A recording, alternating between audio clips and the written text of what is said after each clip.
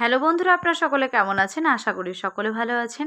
আমি সুপর্ণা আপনাদের কাছে নিয়ে চলে এসেছি আবারও এক নতুন নিউজ। বন্ধুরা, আপনারা সকলেই জানেন আবাস যোজনা প্রকল্পের যে ঘর দেওয়া হতো সেটা আগে কিন্তু দেওয়া হতো কেন্দ্র সরকারের তরফ থেকে, কিন্তু সেটাকে এখন বদল করে নাম দেওয়া হয়েছে বাংলার বাড়ি প্রকল্প এবং দেওয়া হয় রাজ্য সরকারের তরফ থেকে।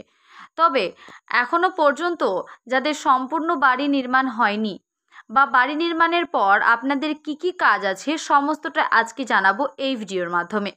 আগে আপনারা দেখেছেন 3টে কিস্তিতে অর্থাৎ 3টে দফায় টাকা দেওয়া হতো ব্যাংকের অ্যাকাউন্টে যেসব উপভোক্তারা রয়েছেন, এবং তারপর ঘর যেরকম নির্মাণ করা হয় সেরকম নির্মাণ করার পর পঞ্চায়েত দপ্তর থেকে এসে ছবি তুলে নিয়ে যাওয়া হতো। এইভাবেই কিন্তু সম্পূর্ণ কাজ শেষ হতো। তবে সেটা কিন্তু বদল করা হয়েছে, এমনটা হবে না। কি কি হবে সমস্তটাই জানাবো আজকের এই ভিডিওতে। ভিডিওটাকে স্কিপ করবেন না, প্রথম থেকে শেষ পর্যন্ত দেখতে থাকুন। ভিডিও ভালো লাগলে অবশ্যই এটা লাইক করবেন, সাবস্ক্রাইব করে চ্যানেলটির পাশে থাকবেন এবং নিত্য রকম আপডেট ভিডিও পাওয়ার জন্য পাশে থাকা বেল আইকনটি অন করে রাখবেন। এবং আবাস রিলেটেড ভিডিও আমার চ্যানেলে রয়েছে, যারা দেখেনি তারা অবশ্যই দেখে নেবেন, এবং লক্ষ্মীর ভাণ্ডার রিলেটেড রয়েছে। তো চলুন কি কি বলা হয়েছে আজকে। কাজ শেষে বাংলার বাড়ির বিশেষ লোগো বসাতে হবে। বাংলার বাড়ি প্রকল্পে গৃহ নির্মাণের কাজ সম্পূর্ণ হলে দেওয়ালে লোগো আঁকা হবে। শিল্পী ওই লোগো নবনির্মিত বাড়ির দেওয়ালে এঁকে দেবেন বলে প্রশাসন সূত্রে জানা গিয়েছে। তবে দেখুন কি বলা হয়েছে, যে বাংলার বাড়ি প্রকল্পের গৃহ নির্মাণের কাজ সম্পূর্ণ হলে দেওয়ালে লোগো আঁকা হবে।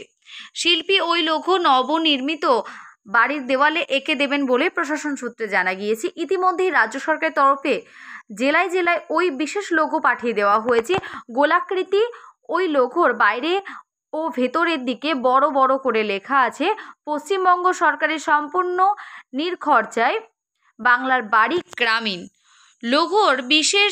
লোগোর মধ্যে একটি বাড়ি ও গাছপালার ছবিও রয়েছে।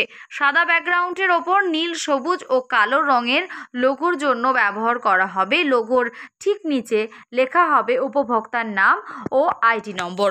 বাঁকুড়ার প্রায় ৭৩,০০০ বাড়িতে এই লোগো আঁকা হবে। তার জন্য জেলা প্রশাসনের দপ্তর ইতিমধ্যেই ব্লক ও গ্রাম পঞ্চায়েত স্তরের নির্দেশ পাঠানো হয়েছে।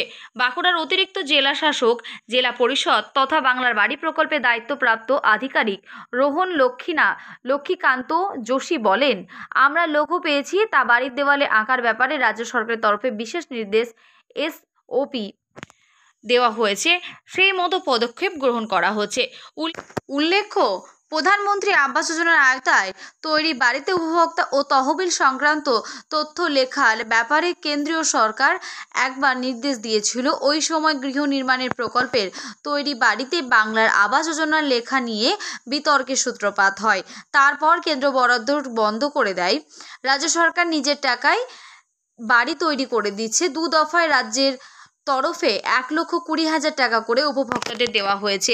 ওই নিজ বাড়িতে শৌচালয় নির্মাণ করলে তার জন্য অতিরিক্ত অর্থ দেওয়া হবে বলে প্রশাসন জানিয়েছেন। তবে উপভোক্তাদের নিজেদের টাকায় শৌচালয় আগাম তৈরি করে তা প্রশাসনকে জানাতে হবে। এক্ষেত্রে বাড়ির মতো টাকা পাওয়ার পর কাজ করার কোনো অবকাশ নেই। বর্ষা শুরু হয়ে গেলেও বাঁকুড়ার বাংলার বাড়ি প্রকল্পের কাজ কিছুটা বাকি রয়েছে। বেশিরভাগ জায়গায় ৯০% বেশি কাজ হয়ে গিয়েছে বলেই প্রশাসন সূত্রে জানা গিয়েছে। যেসব ব্লকে কাজ বাকি রয়েছে সেখানে বাড়তি নজর দেওয়া হচ্ছে। বিডিওদের এই ব্যাপারে জেলা প্রশাসনিক আধিকারিকরা কার্যত রোজই তাগাদা দিচ্ছেন। বর্ষার মরশুমে বালি সহ অন্যান্য নির্মাণের সামগ্রী জোগাতে সমস্যা হতে পারে। বৃষ্টিতে সিমেন্ট জমে যাওয়ার আশঙ্কাও থাকে। রাজমিস্ত্রি ও শ্রমিকও পাওয়া যাচ্ছে না, ফলে ওই সময় উপভোক্তারা কাজ করাতে পারবেন না। যারা কাঁচা বাড়ি ভেঙে নতুন করে করেছেন তারা বর্ষায় বৃষ্টিতে সমস্যার মধ্যে পড়ছেন। অনেকেই বর্তমান ত্রিপল টাঙিয়ে বাস করছেন। অবিলম্বে ওই সব বাড়ির কাজ যাতে সম্পূর্ণ হয় তা দেখা হচ্ছে বলেই প্রশাসনের আধিকারিকরা জানিয়েছেন। তবে বন্ধুরা, আপনারা সমস্তটাই জানতে পারলেন আজকের এই ভিডিওতে। আগে যেমন আপনাদের যেসব উপভোক্তা রয়েছে তাদের কিন্তু 2 দফায় বা 3 দফায় যে টাকাটা দেওয়া হতো, আপনারা কিন্তু নিজেদের বাড়িটা তৈরি করে নেওয়ার পর আপনাদের আর কোনো কাজ থাকতো না। এক্ষেত্রেও তাই, কিন্তু সরকারের তরফ থেকে বলা হয়েছে যে ঘরটা আবাস যোজনা বা বাংলার বাড়ি প্রকল্পের তরফ থেকে উপভোক্তারা পাবেন, তাদের প্রত্যেকের বাড়ির দেওয়ালে কিন্তু একটা করে লোগো দেওয়া থাকবে, যেটা পশ্চিমবঙ্গ সরকারের লোগো। তো এটা কিন্তু প্রত্যেক বাড়িতেই দেওয়া হবে যে সবগুলো আবাস যোজনার আওতায় উপভোক্তারা রয়েছেন তাদের। তো সমস্তটাই আপনাদেরকে জানিয়ে দিয়েছি এই ভিডিওতে।